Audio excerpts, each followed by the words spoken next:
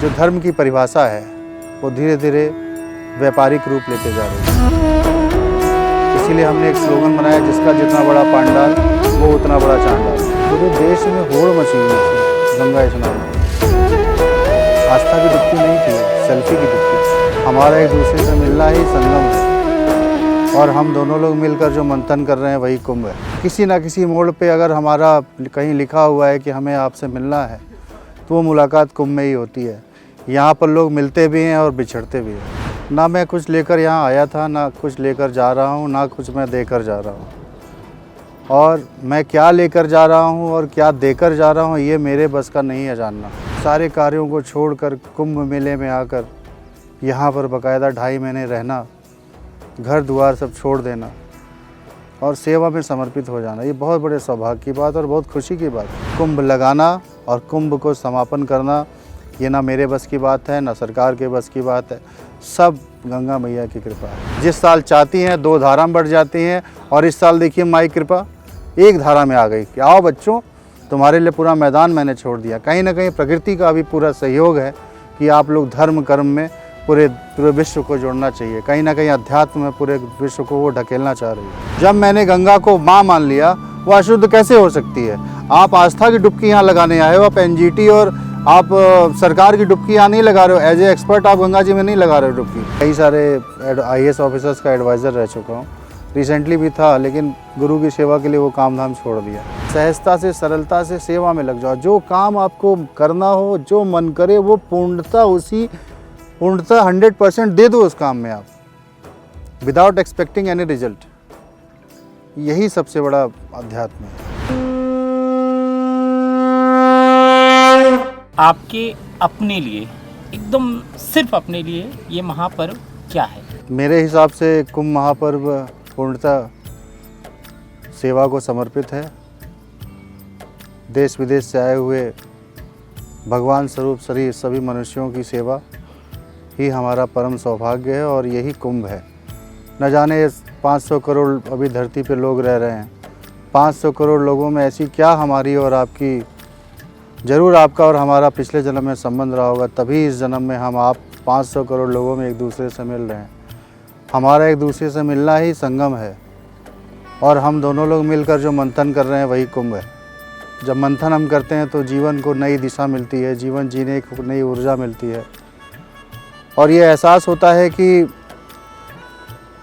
कहीं ना कहीं पूरे ब्रह्मांड में, पूरी सृष्टि में प्रकृति के द्वारा ऐसी व्यवस्था है कि किसी ना किसी मोड़ पे अगर हमारा कहीं लिखा हुआ है कि हमें आपसे मिलना है, तो वो मुलाकात कुंभ में ही होती है। यहाँ पर लोग मिलते भी हैं और बिछड़ते भी हैं। तो मेरे हिसाब से कुंभ मतलब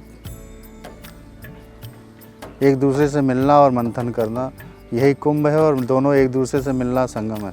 अब आध्यात्मिक रूप से इस महापर्व से आप क्या क्या लेकर जा रहे हैं? अपनी आध्यात्मिक ऊर्जा किस तरीके से बदली भी है इन 2-3 महीनों में, जो यहाँ पे श्रेष्ठतम उत्तम आप लोगों ने क्रियाएं की होंगी, गुरु जी का सानिध्य रहा होगा, सेवा की होगी, उसमें क्या लेकर जा रहे हैं अध्यात्म के मामले में?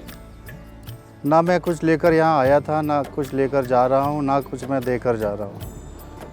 और मैं क्या लेकर जा रहा हूँ और क्या देकर जा रहा हूँ, ये मेरे बस का नहीं है जानना। मैं पूर्णतः समर्पित हूँ गुरु को। मानव सेवा में, भगवान सेवा में पूर्णतः समर्पित हूँ। मन समर्पित, तन समर्पित, और यह जीवन समर्पित।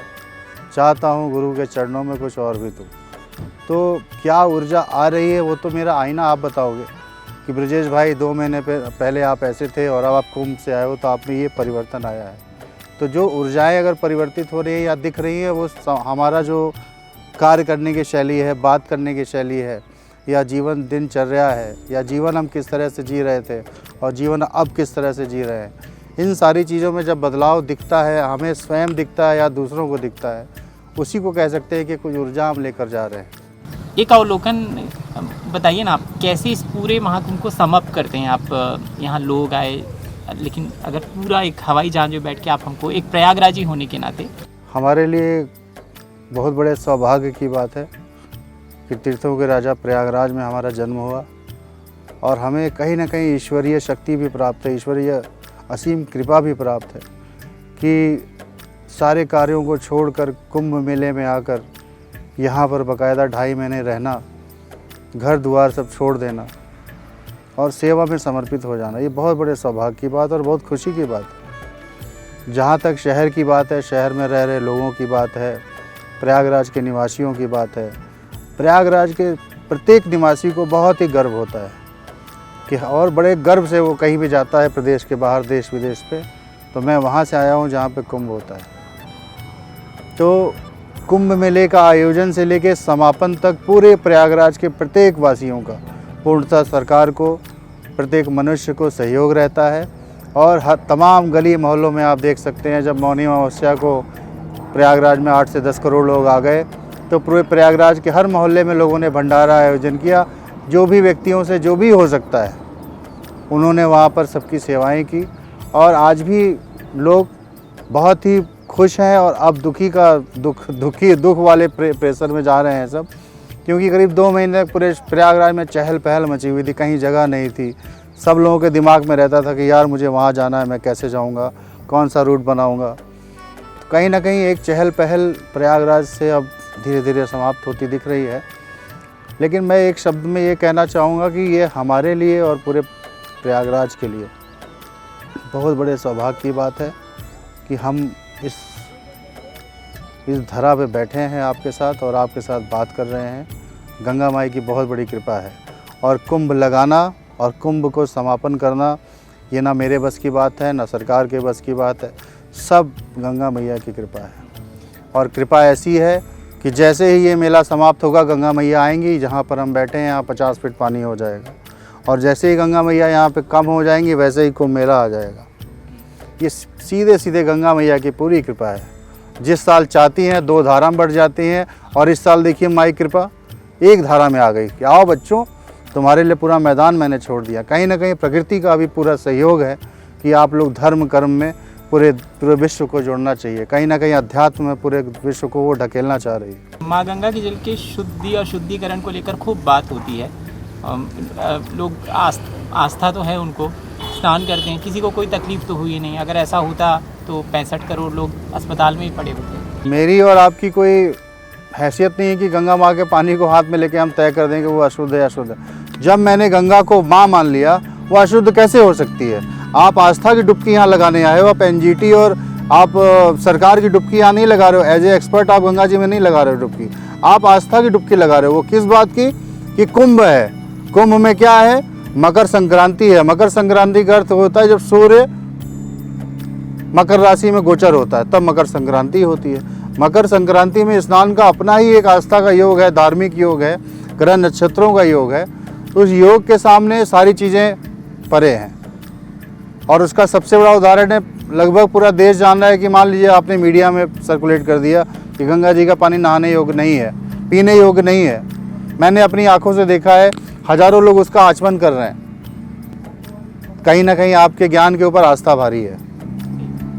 तो आस्था के सामने, लेकिन दूसरा पहलू ये है कि कुंभ से परे अगर बात करेंगे तो गंगा माँ की सफाई, गंगा माँ की भूमि की सफाई और तमाम शहरों में जो ड्रेनेज डायरेक्ट आज भी SBM की जो योजना भारत सरकार की बनी हुई है, स्वच्छ भारत मिशन की, उसके अंतर्गत जो गाइडलाइंस बनाई गई हैं वो बड़े बड़े इंडस्ट्रियल शहरों में आज भी फॉलो नहीं हो रही है। उस पर सरकार को, प्रदेश की सरकार को, केंद्र की सरकार को बहुत ही स्ट्रिक्टली काम करना चाहिए। इस महापर्व में ये घटना, ये चीज़, ये सुंदर बात, या जो भी बात है मैं कभी नहीं भूल पाऊंगा और हमेशा शेयर करना चाहेंगे और कैमरे पर भी। यहीं पे बात है, यहीं की ऐसी घटनाएं तो बहुत है, लेकिन सबसे बड़ी घटना मेरे सामने हुई कि मैं पीछे मालिक के अपने सरकार बाबा की कुटिया के पीछे बैठा हुआ था। अचानक ब्लास्ट की आवाज़ आई और जैसे मैं बाहर आया तो देखा कि सामने इस्कॉन एक संस्था है, वहाँ पे आग लग गई थी। मैं गेट तक पहुँचा, तब तक हमारे सरकार बाबा भी गेट तक पहुँचे। ठीक उसके अपोजिट साइड गैस का गोदाम है, जहाँ पे कम से कम 1000 सिलेंडर रखे होंगे। हवा का रुख जो था उसी गैस गोदाम की तरफ था। हमारे गुरु भाई ने मालिक को कहा, मालिक हवा उधर ही चल रही है। इतना उसने कहा, मालिक ने हमारे उधर देखा, हवा का रुख उल्टा हो गया। गैस गोदाम की तरह ना होकर पीछे की तरफ वो हवा का रुख घूम गया। साक्षात मालिक का चमत्कार मैंने अपनी आंखों से देखा। नहीं तो उस दिन पता नहीं वहाँ पर ये पूरा सेक्टर बसता कि नहीं बसता। ये सबसे बड़ा मेरे सामने कौतूहल आज भी है कि आखिर भगवती कृपा कहाँ से कैसे कर दे। एक ये घटना है, दूसरी घटना ये है कि मालिक की कृपा ही है कि मेरी माँ भी उस भगदड़ में थी जिस दिन यहाँ पे कई सरकारी आंकड़ों के हिसाब 30-35 लोग ख़त्म हो गए थे। उस भगदड़ में मेरी माँ भी बैठी थी वहाँ पर, माँ को खरोच तक नहीं आई और माँ वहाँ से शांति से धीरे से घर पहुँच गई। माँ मेरी करीब 70 ईयर्स एज है, मैं उनके साथ नहीं था। ये भी बहुत बड़ी घटना है मेरे लिए। साक्षात मेरे गुरु भगवान की कृपा है और गुरु भगवान की कृपा से बढ़कर मेरे लिए कुछ भी नहीं है यहाँ पर। और तीसरी घटना ये है कि जो मैंने स्वयं यहाँ पर अभी एज्यूम किया है कि जो धर्म की परिभाषा है वो धीरे धीरे व्यापारिक रूप लेते जा रही है। इसीलिए हमने एक स्लोगन बनाया, जिसका जितना बड़ा पांडाल वो उतना बड़ा चांडाल।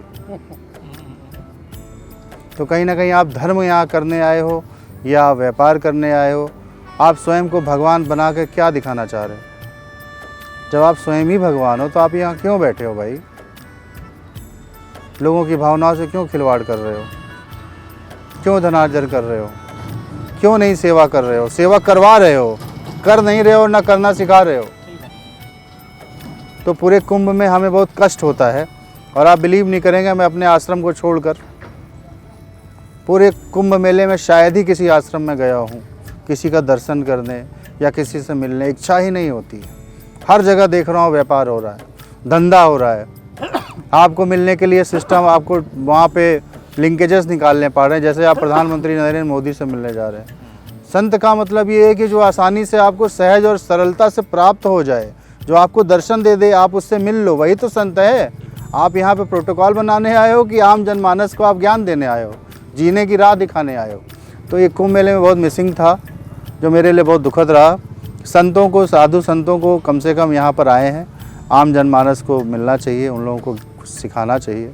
और सबसे अचंभा करने वाली बात, पूरे देश में होड़ मची हुई थी गंगा स्नान की। आस्था की डुबकी नहीं थी, वो सेल्फी की डुबकी थी। बस सबको ये लग रहा था मैं सेल्फी ले लूं। और दुखद ये रहा, मैंने देखा कि अब डिजिटल स्नान शुरू हो गया। लोग अपनी फ़ोटो दे रहे थे कि भैया ये फ़ोटो का प्रिंट आउट लेके अपने साथ डुबकी लगा लेना। तो कहीं ना कहीं मैसेज गलत जा रहा है। धर्म से लोग जुड़ रहे हैं, लेकिन धर्म के पीछे, धर्म का मेन रीज़न उनको नहीं समझ आ रहा है। मैं नहा क्यों रहा हूँ? बस केवल गंगा स्नान, सेल्फी, दैट्स इट। मैं कोई प्रैक्टिस, भाई प्रोफेशनली मैं आपको बता रहा हूँ, मैं कई सारे IAS ऑफिसर्स का एडवाइज़र रह चुका हूँ, रिसेंटली भी था, लेकिन गुरु की सेवा के लिए वो काम धाम छोड़ दिया। अब जब ये पूरा हो जाएगा तो मैं निकल जाऊँगा कहीं रोजी रोटी के लिए। लेकिन जब आप ये बोल रहे हैं आध्यात्मिक रूप से आप जुड़े हैं, नहीं, आप अध्यात्म को डिफ़ाइन करना, it's not a very easy task. अध्यात्म ये मतलब हुआ है कि बाबा एक दिन बोलते थे, लोभ और लाभ में क्या फ़र्क है? लोभ बहुत खतरनाक चीज़ है। लाभ कर्म करके मिलता है, तो जीवन में लोभ नहीं करना चाहिए। लोभ मतलब पाप के बाप का नाम लोभ है। और लाभ, जब आप पूर्णतः समर्पित होकर काम करोगे, सेवा करोगे, तो बैठा है ना ऊपर ईश्वर, मेरे मालिक बैठे हैं ना, आपको फल देंगे, लाभ आपको प्राप्त होगा। सेम वही है, सहजता से, सरलता से सेवा में लग जाओ। जो काम आपको करना हो, जो मन करे, वो पूर्णतः 100% दे दो उस काम में आप, विदाउट एक्सपेक्टिंग एनी रिजल्ट। यही सबसे बड़ा अध्यात्म है। माला लेके बैठ गए, आँख बंद करके माला जप रहे हैं, माला फेरत जो गया भला ना मन का फेर, उससे कुछ नहीं हो रहा है। कर्म आप कर रहे हो, आप बिजी हो, आपका माइंड बिजी है, सब कॉन्शियस माइंड सो रहा है, आपका कॉन्शियस माइंड एक्टिवेट है। तो जब कॉन्शियस माइंड आपका इधर उधर नहीं जाएगा तो आप सही जा रहे हो ना। जब आप खाली रहोगे, मन को रोकोगे, मन रुकता ही नहीं है। तो ये पूरी अध्यात्म की जो शिक्षा है वो मन से रिलेटेड है। जिस दिन आपका मन शांत हो गया, मन आपके कंट्रोल में आ गया, आपको वो शक्ति प्राप्त हो गई, जिस शक्ति की परिभाषा, जिस शक्ति के पीछे पूरी दुनिया परेशान है। आज नरेंद्र मोदी जी प्रधानमंत्री हैं, योगी जी प्रधान मुख्यमंत्री हैं। आखिर उनमें ऐसी क्या शक्ति है जो पूरे विश्व को, पूरे प्रदेश को वो लोग हैंडल कर रहे हैं और बहुत अच्छे से हैंडल कर रहे हैं? शक्ति अपने भीतर ही है। जब आप अपने मन को कंट्रोल में कर लोगे वो शक्ति आपको प्राप्त हो जाएगी।